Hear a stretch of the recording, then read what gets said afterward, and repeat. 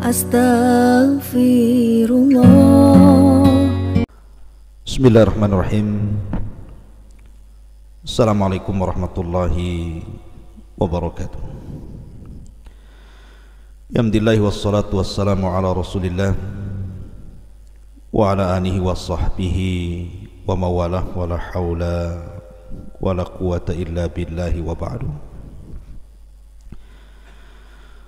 Qala Allahu azza wa jalla ya ayyuhalladzina amanu taqullaha haqqa tuqatih wa la tamutunna illa wa antum muslimun, amma ba'du.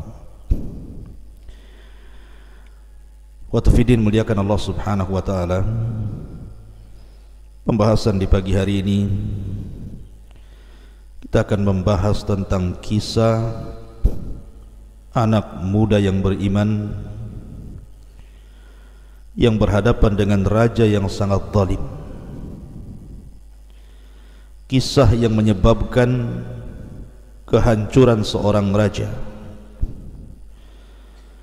Kisahnya disebutkan dalam Al-Quran dan juga dirinci dalam sunnah Nabi sallallahu alaihi wasallam.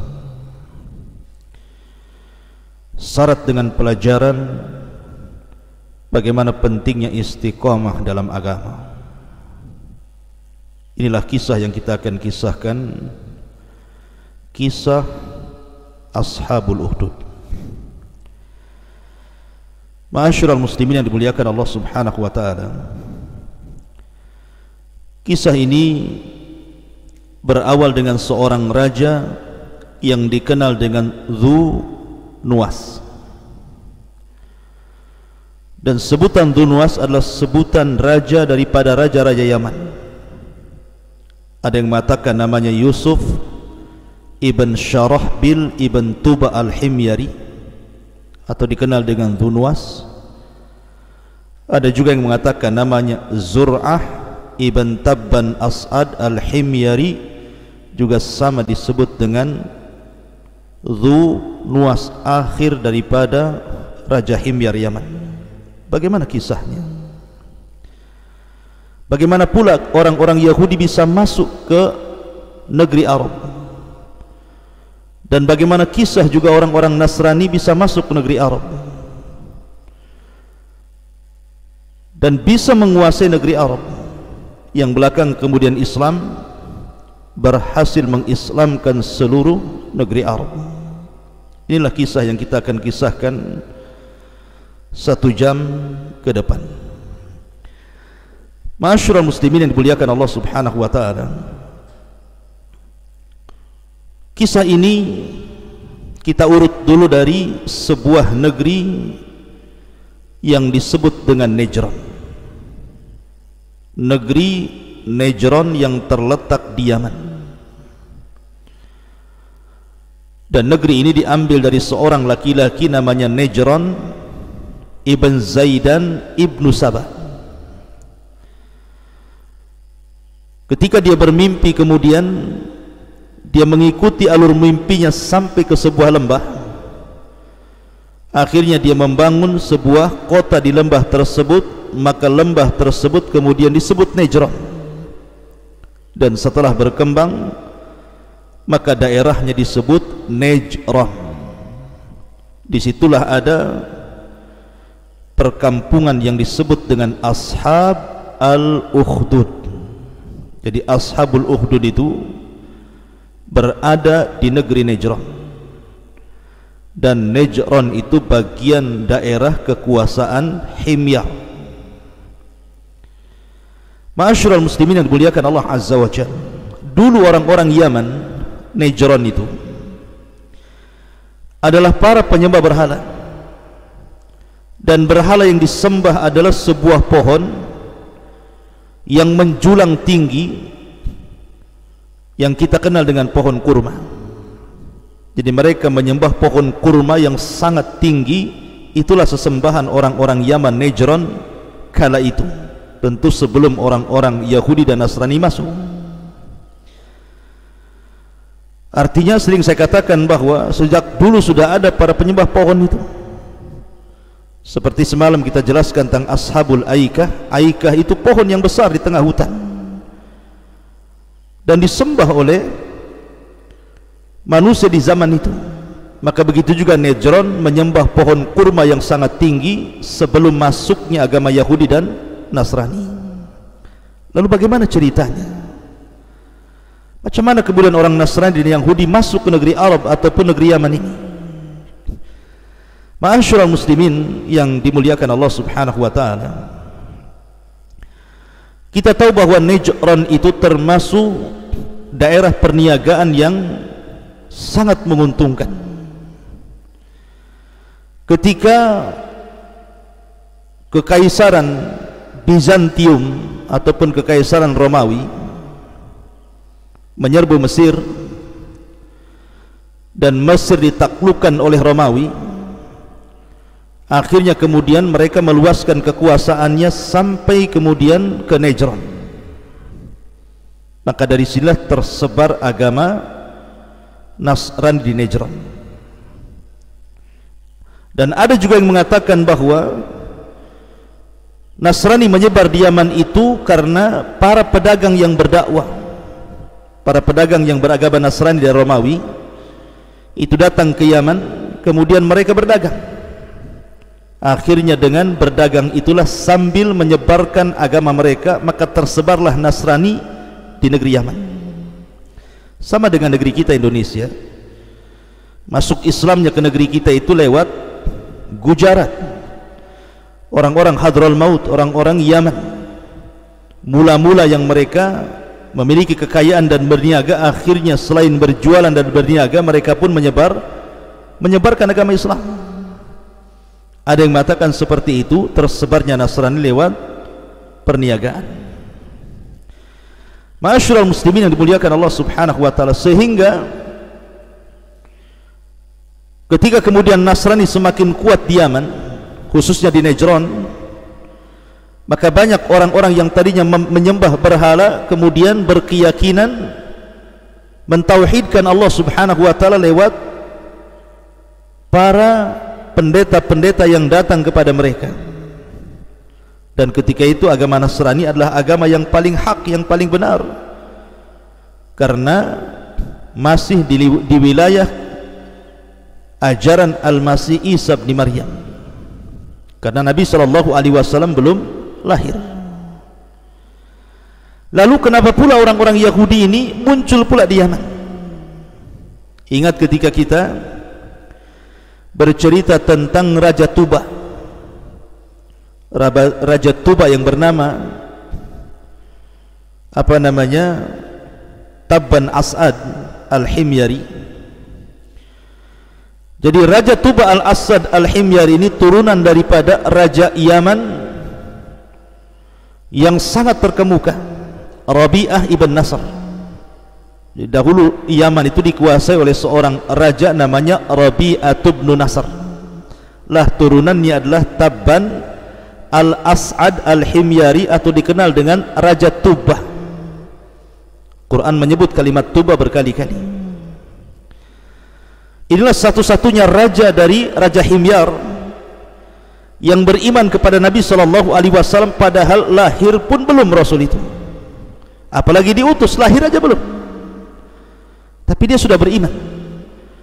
Makanya Nabi SAW mengatakan, la tasubbut tuba'an, jangan kau cela Tuba, fa innahu qad aslam, karena dia sudah masuk Islam.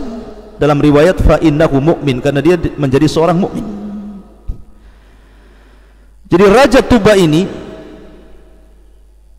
orang yang paling kaya dalam kerajaannya, sehingga dia suka berniaga.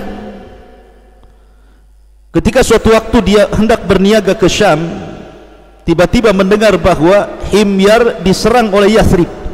Yathrib itu Madinah kalau sekarang, dan salah satu putranya dibunuh. Maka dia marah. Karena marah itulah akhirnya dia menyiapkan pasukan besar untuk menyerang Yathrib. Diserangnya Yathrib dan hampir dihancurkannya. Namun ketika itu orang-orang Yahudi yang lebih dahulu menempati Khaybar dan Yathrib, sebelum mereka masuk ke Yaman, ada dua orang padri yang menasihati Raja Himyar Tuba ini agar jangan menghancurkan kota Madinah, karena Madinah adalah tempat hijrahnya seorang nabi yang akan muncul di akhir zaman. Maka akhirnya Taban As'ad pun tidak menghancurkan Madinah dan paham dengan nasihat kedua orang padri Yahudi ini. Kemudian dia pun meninggalkan Madinah, kemudian lewat ke Mekah. Di perjalanan berjumpa dengan kabilah Hudzail yang tidak suka dengan orang Mekah dan tidak suka dengan Yaman. Maka kabilah Hudzail ini mengadu domba dan mengatakan kepada Taban As'ad, wahai raja, maukah engkau memiliki emas yang banyak? Kalau engkau ingin memiliki kekayaan dan emas yang banyak, di bawah Ka'bah itu ada pembendaharaan baik besar, isinya emas dan berbagai macam pembendaharaan dunia. Ambillah dari orang Mekah. Maka hampir-hampir kemudian Taban As'ad ini mempersiapkan pasukan untuk merebut Mekah dan menghancurkan Ka'bah. Tapi kemudian dua orang Yahudi yang ikut bersamanya menasihati dan mengatakan, jangan, itu tempat suci, kau harus menghargai Mekah.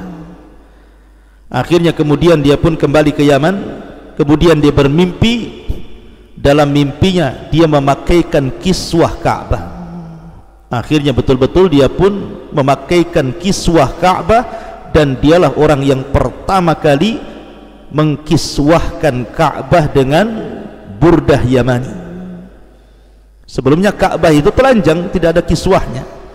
Maka Taban As'ad inilah yang pertama kali memakaikan kiswah ke dalam Ka'bah.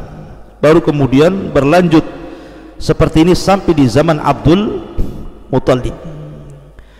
Ma'asyiral muslimin yang dimuliakan Allah Azza wa Jalla, lah, karena Taban As'ad ini terpengaruh dengan agama Yahudi yang ada di Yathrib, maka dia berusaha untuk mendakwahkan Yahudi kepada orang-orang yang ada di Himyar, di Yaman. Sebab itulah kenapa orang Yahudi masuk negeri Yaman dan tersebar di Yaman. Yang membawanya adalah Taban As'ad Al-Himyari, atau dikenal dengan Raja Tubbah. Lah ketika kemudian Raja Tubbah ini meninggal dunia, kemudian disusul oleh anak cucunya sampai kepada seorang raja yang dikenal dengan Dzu Nuwas. Dialah Raja Himyar yang terakhir. Sekali lagi namanya diperselisihkan ulama, ada yang mengatakan Yusuf ibn Syarahbil ibn Tubbah Al-Himyari, ada yang mengatakan Zur'ah ibn Tabban Al-As'ad Al-Himyari, dan dua-duanya dikenal dengan Dzu Nuwas. Lah Dzu Nuwas ini raja zalim, raja yang sangat bengis. Jadi dia memaksa orang-orang Najran untuk masuk ke agama Yahudi, sementara Najran itu hampir secara mayoritas beragama Nasrani, dan mereka beragama Nasrani taat, sehingga ketika Raja Dzu Nuwas ini memerintahkan mereka untuk masuk Yahudi, tidak ada satupun orang Najran yang mau masuk Yahudi. Marahlah Raja Dzu Nuwas ini. Lah Dzu Nuwas ini memiliki tukang sihir, penasihat spiritual yang sudah tua sekali. Kata tukang sihir ini kepada Dzu Nuwas, wahai Dzu Nuwas, aku sudah tua, tidak mungkin lagi melindungi dirimu, aku akan mati. Carikan anak muda kepadaku untuk kuajarkan ilmu sihirku agar bisa melindungimu sepeninggalku. Disinilah terjadi kisah yang kita akan ceritakan, kisah raja Yahudi yang zalim versus anak muda yang beriman yang menjadikan kehancuran negaranya. Maka dicarikan anak muda, dapatlah anak muda yang cerdas. Maka anak muda ini kemudian diajari berbagai macam ilmu sihir oleh tukang sihir sang raja Dzu Nuwas ini. Sampai pada waktunya perjalanan anak muda ini ke tempat tukang sihir itu melewati satu kanisa, satu gereja. Kemudian dia penasaran, masuklah anak muda itu, rupanya ada seorang rahib. Maka dia tertarik untuk mempelajari ajaran sang rahib itu. Karena memang tukang sihir ini ajarannya sangat keras. Apabila sang anak muda melakukan kesalahan selalu dipukul, sehingga dia agak malas untuk belajar dan lebih fokus belajar kepada sang rahib itu. Sampai ketika dikumpulkan dua ilmu yang berbeda, satu ilmu tauhid dan satu ilmu kesyirikan berupa sihir, terkumpul dalam badan anak muda ini, maka anak muda ini fitrahnya berlawanan. Sebenarnya yang benar itu ajaran sang dukun ataukah ajaran sang pendeta ini. Maka dia ingin membuktikan kalau ajaran pendeta lebih dicintai dibandingkan ajaran tukang sihir itu. Ketika dia lewat kepada sebuah daerah, rupanya ada dabatul ardi, ada binatang yang sangat besar yang selalu menyakiti setiap orang yang jalan di situ. Maka akhirnya anak muda ini pun ingin membuktikan ilmu sang rahib dengan mengambil kerikil kecil dan mengatakan, "Ya Rabb, kalau seandainya ajaran sang rahib itu lebih kau cintai dibandingkan sang penyihir, buktikan dengan kerikil ini."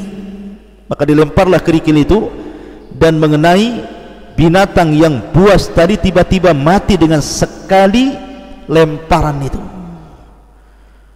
Tetapi orang-orang menyangkanya itu adalah ilmu sihir, sehingga orang-orang mengatakan zahara sihrur rajul, telah tampak sihirnya anak muda itu katanya. Akhirnya anak muda ini menceritakan kepada sang rahib kejadian itu.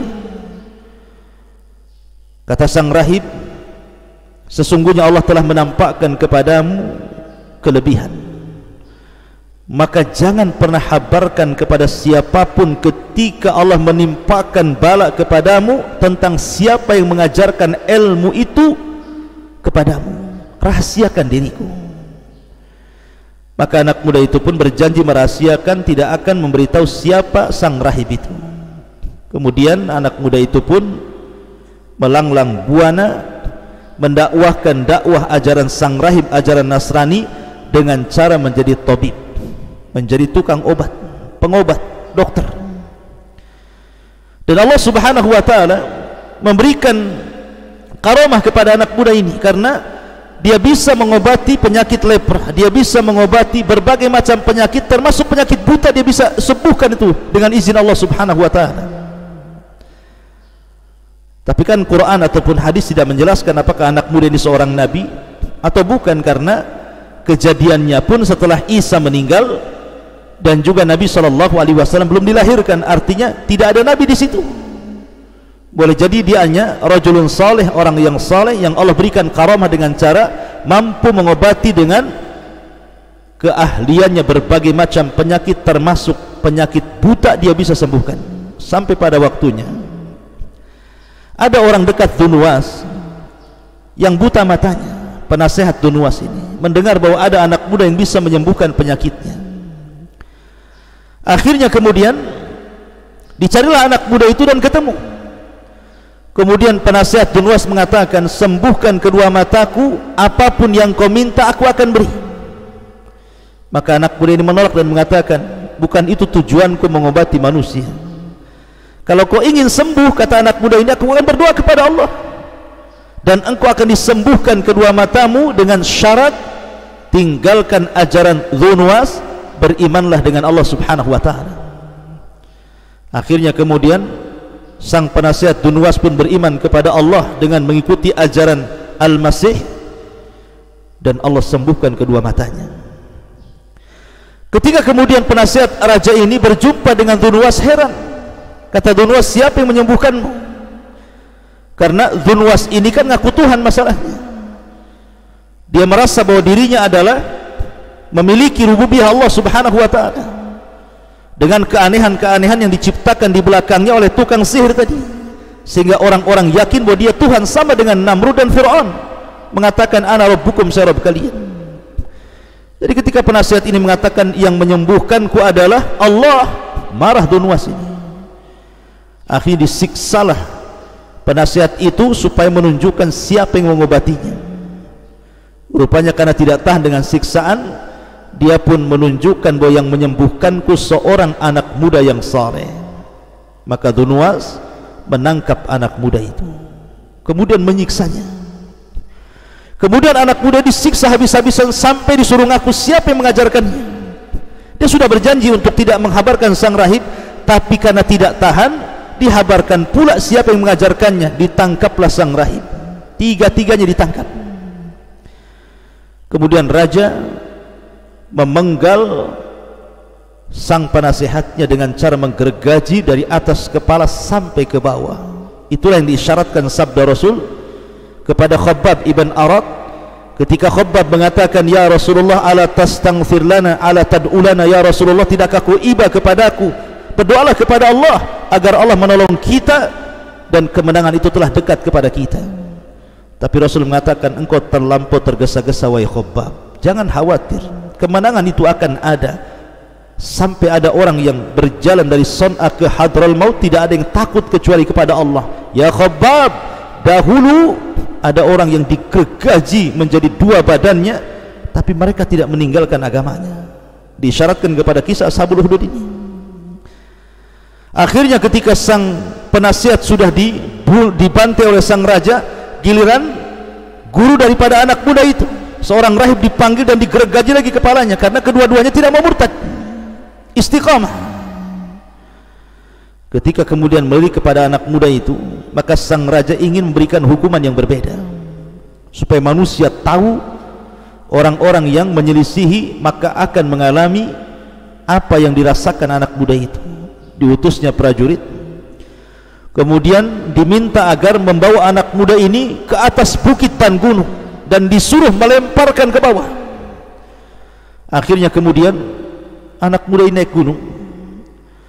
Kemudian ketika hendak dilemparkan oleh prajurit raja ini, anak muda ini berdoa kepada Allah Subhanahu wa taala, Allahumma qfinihim bima syi'ta ya Rabb. Ya Rabb, aku hanya mencukupkan mereka untukmu, terserah bagaimana caramu. Ya Rabb, aku hanya mencukupkan dirimu untukku, terhadap mereka terserah apa yang kau lakukan kepada mereka ya Rabb. Tiba-tiba bukit itu bergegar, kemudian satu persatu prajurit raja mati dan anak muda itu selamat.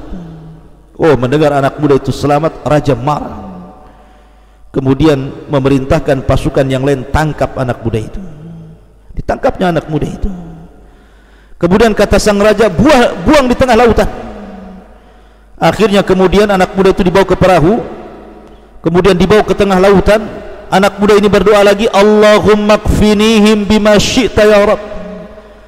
Ketika anak muda ini berdoa lagi seperti itu, tiba-tiba datang ombak besar menghempas perahu itu, kemudian terguling, semua mati kecuali anak muda itu. Subhanallah, Allah lindungi nyawanya. Raja berbagai upaya membunuhnya, tapi belum ditakdirkan anak muda itu meninggal. Sampai pada waktunya, karena raja sudah marah, merasa direndahkan, dihinakan oleh anak muda itu, akhirnya anak muda itu bicara kepada sang raja setelah ditangkap ke yang 3 kalinya, karena dia tahu bahwa dia tidak mungkin bisa lari, pasti akan ditangkap terus, sehingga dia ingin kematiannya bermanfaat kepada kaum muslimin, bermanfaat untuk manusia. Makanya dia mengatakan kepada sang raja, engkau bisa membunuhku, tapi caranya letakkan satu tiang di tengah manusia, hadirkan orang-orang Najran, ikat aku di tiang itu, nanti aku akan berikan kamu 1 busur panah dan anak panahnya. Maka lemparkan anak panah itu tepat di pelipis mataku, tetapi jangan lupa sebutkan kalimat Bismillahi Rabbil Ghulam. Akhirnya kemudian dikumpulkan menurut Ibnu Ishaq dan juga Imam Ibnu Katsir rahimahullahu taala dalam kitabnya Bidayah wa Nihayah, yang kumpul di lapangan itu mencapai 20.000 orang penduduk Najran itu berkumpul di lapangan itu. Kemudian anak muda itu digantung betul di tiang gantungan. Kemudian sang raja sudah siap dengan busur dan anak panahnya. Kemudian tiba-tiba dia pun mengucapkan Bismillahi Rabbil Ghulam, dengan menyebut nama Allah, Rabbnya anak muda itu. Apa yang terjadi? Melesatlah anak panah itu menancap di pelipis anak muda itu. Tiba-tiba anak muda itu meninggal dunia. Sontak saja seluruh yang menonton dari kaum Najran mengucapkan amanna bi rabbil ghulam, kami beriman dengan Rabbnya anak muda itu. Subhanallah, mati 3 tumbuh 20.000, makin stres raja ya. Maka kemudian sang raja Dzunwas ini meminta agar penduduk Najran murtad kembali dan menyembah dirinya, tapi mereka tidak mau. Akhirnya kemudian Raja Dzunwas mengancam dengan 2 pilihan, mati atau murtad. Tapi Allah takdirkan satu penduduk Najran tidak ada yang murtad, satu pun tidak ada yang murtad, 20.000 orang itu. Subhanallah. Akhirnya kemudian raja marah, kemudian memerintahkan prajuritnya untuk membuat galian yang sangat dalam dengan lebar yang sangat luas, kemudian menumpukan kayu bakar yang tingginya hampir setinggi istana, kemudian dibakarnya di hadapan 20.000 yang beriman itu, kemudian diancam siapa yang tidak murtad maka dia harus masuk ke dalam api itu. Satu persatu manusia itu dilempar ke dalam api itu, sampai ada seorang wanita memiliki anak bayi, dipaksa agar murtad, kalau tidak bayinya akan dilempar ke dalam api itu. Tapi Allah subhanahu wa ta'ala berikan keajaiban, bayi itu bisa bicara dan mengatakan, ya ummah, wahai ibuku, lemparkan saja, sesungguhnya kita akan berjumpa di surga. Keajaiban, bayi bisa bicara. Maka seluruh manusia akhirnya melemparkan diri ke dalam api itu, dan Allah subhanahu wa ta'ala telah mengampuni dosa-dosa mereka, mereka mati syahid. Ma'asyiral muslimin yang dimuliakan Allah subhanahu wa ta'ala, kisah ini disebutkan oleh Al-Imam Ibnu Athir dari Abdullah bin Abbas radhiyallahu anhu, dan isyaratnya disebutkan dalam Al-Quran.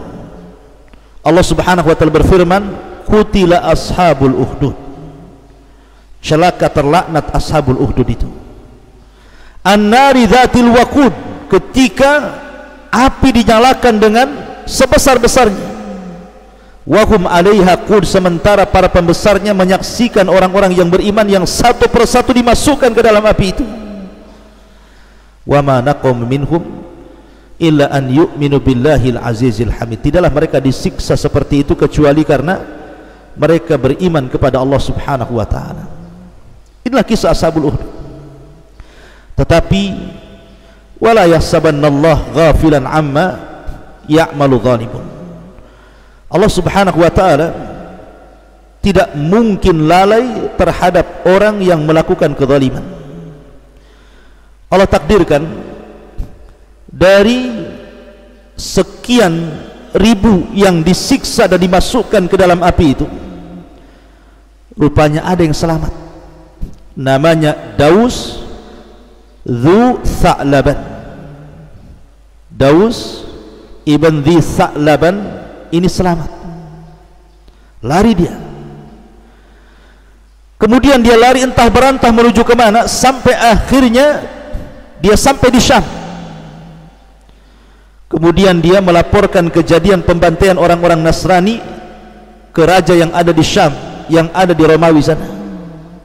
Dan kita tahu orang-orang Romawi beragama Nasrani, sebagaimana orang-orang Najran beragama Nasrani. Lain dengan Persia, kalau Persia itu agamanya penyembah api. Marahlah raja Nasrani dalam bentuk, mungkin kalau dalam tentara itu namanya jiwa korsa, sesama agama.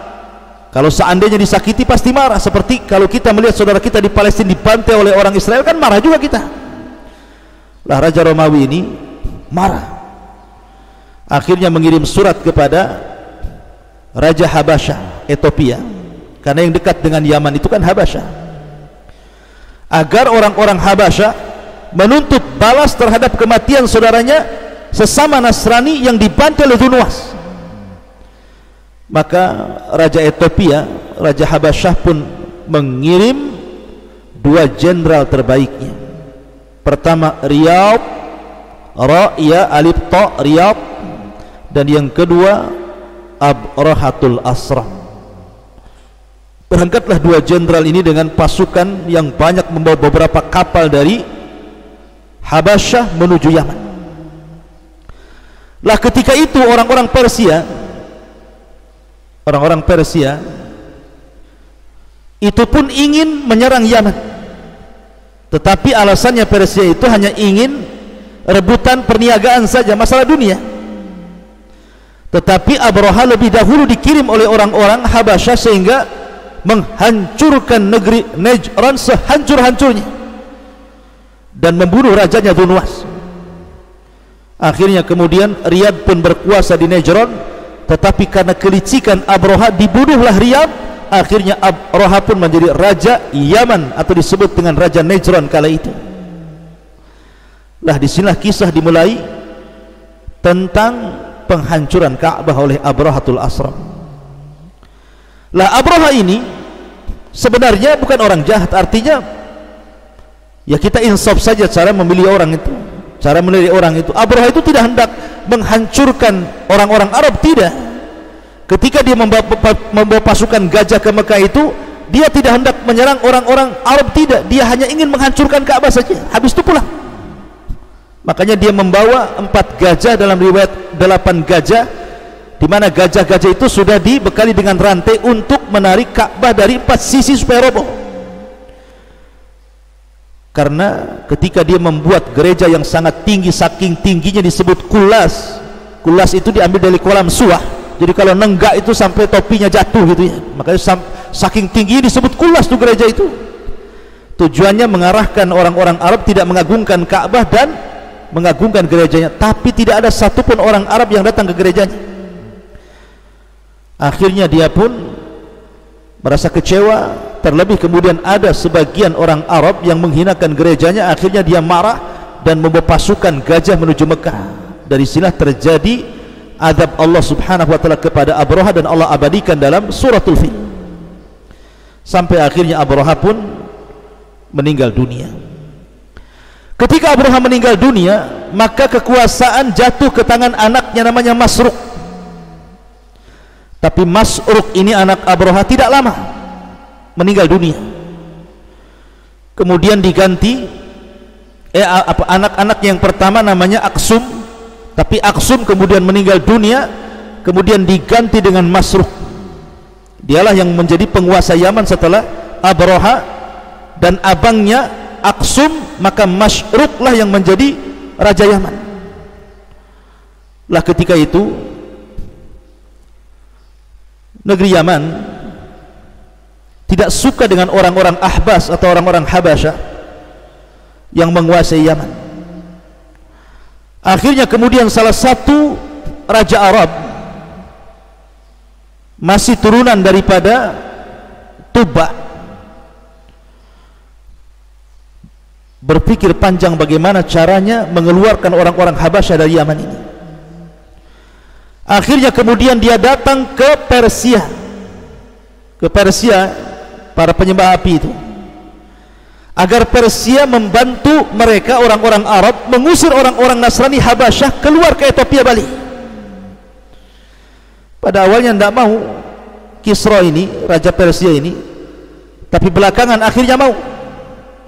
Akhirnya kemudian dibawalah pasukan Persia menyerbu orang-orang Habasyah Ethiopia yang di Yaman, sehingga mengalami kemenangan dan akhirnya Yaman dikuasai Persia.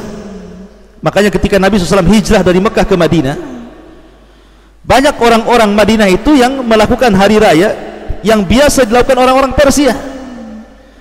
Makanya Nabi SAW mengatakan, innallaha qad abdalakum bi khairi minhuma idul fitri wa idul adha. Allah sudah menggantikan hari raya kalian itu dengan hari raya yang jauh lebih baik.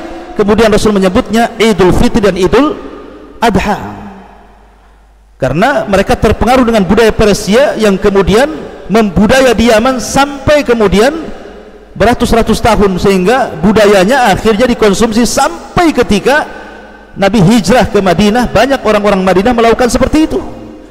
Makanya Rasul mengatakan, apa ini hari raya kalian ini? Allah sudah mengganti 2 hari raya yang jauh lebih baik dibandingkan hari raya itu, Idul Fitri dan Idul Adha. Ma'asyiral muslimin yang dimuliakan Allah Azza wa Jalla, sampai akhirnya kemudian Islam menyebar dan mengutus orang-orang ke Yaman. Pertama Khalid bin Walid, tetapi Khalid bin Walid tidak berhasil mengislamkan banyak orang di Yaman. Kemudian ditukar oleh Ali bin Abi Thalib radhiyallahu an, dan Ali berhasil kemudian mengislamkan banyak orang Yaman. Dan sedikit demi sedikit akhirnya Persia pun tersingkir kembali ke daerahnya. Maka Yaman dikuasai kaum muslimin sejak hari itu sampai hari ini. Dan ini adalah karunia yang Allah subhanahu wa ta'ala karuniakan kepada kita. Inilah kilasan sejarah secara singkat yang disebutkan oleh para muarikhin. Tentunya saya katakan bahwa tidak ada sanad yang jelas sebagian kisah ini, tapi tercatat dalam kisah-kisah Arab. Tapi kalau tadi kisah tentang masalah Dzunwas memang tercantum dalam kitab-kitab tafsir, seperti yang saya nukilkan dari Al-Imam Ibnu Athir dari riwayat Abdullah bin Abbas radhiyallahu anhuma, kemudian menceritakan tentang Raja Dzunwas yang melawan seorang anak muda yang beriman, menyebabkan keruntuhan kerajaannya.